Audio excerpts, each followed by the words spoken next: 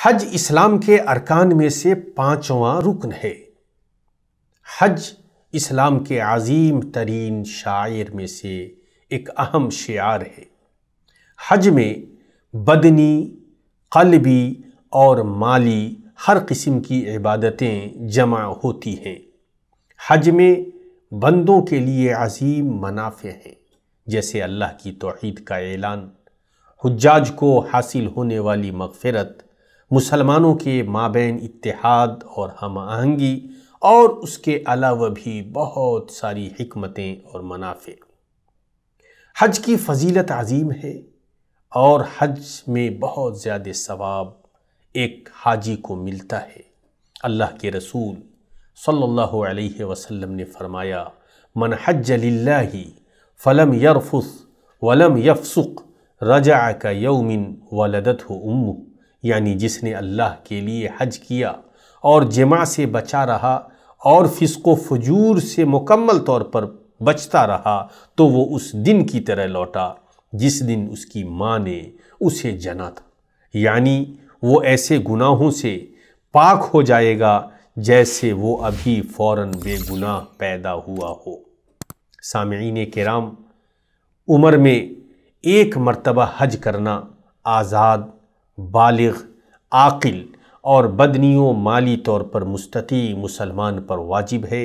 اللہ رب العالمین کا ارشاد ہے، وَلِلَّهِ عَلَى النَّاسِ حِجُّ الْبَيْتِ مَنِ اسْتَطَاعَ إِلَيْهِ سَبِيلًا وَمَن كَفَرَ فَإِنَّ اللَّهَ غَنِيٌّ عَنِ الْعَالَمِينَ۔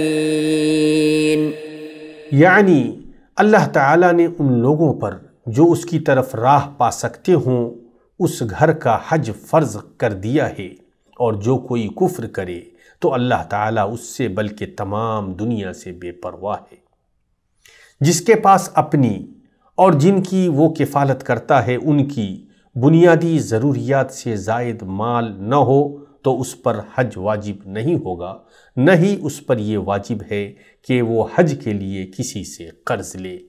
جو مالی طور پر حج کی استطاعت رکھتا ہے لیکن بدنی طور پر اس کی استطاعت نہیں رکھتا، جیسے کوئی عمر دراز ہو یا دائمی مریض ہو، تو وہ کسی نائب کو اپنی طرف سے حج کے لیے بھیج سکتا ہے اور وہ شخص اس کے حج کے اخراجات اٹھائے گا۔ سامعین کرام، حج کے شروط، ارکان اور واجبات و ممنوعات ہیں۔ ان کے جاننے کے لیے فقہ کی کتابوں اور اہل علم کے فتاوی کی طرف ہمیں رجوع کرنا چاہیے۔ حج کی طرح عمر میں ایک مرتبہ عمرہ ادا کرنا بھی واجب ہے۔ عبداللہ ابن عباس رضی اللہ عنہما کہتے ہیں، انہا لقرینتھا فی کتاب اللہ واتموا الحج والعمرۃ للہ، یعنی وہ اللہ کی کتاب میں حج کے ساتھ ملا ہوا ہے۔ اللہ تعالیٰ نے فرمایا، حج اور عمرہ کو اللہ کے لیے پورا کرو۔ اس لیے زندگی میں ہمیں ایک مرتبہ عمرہ بھی ادا کرنا چاہیے۔ ہم اللہ رب العالمین سے دعا کرتے ہیں کہ اللہ رب العالمین ہمیں اسلام کے 5ویں رکن حج کو سنت کے مطابق اور نبی کے طریقے کے مطابق ادا کرنے کی توفیق عطا فرمائے۔ آمین۔ والسلام علیکم ورحمۃ اللہ وبرکاتہ۔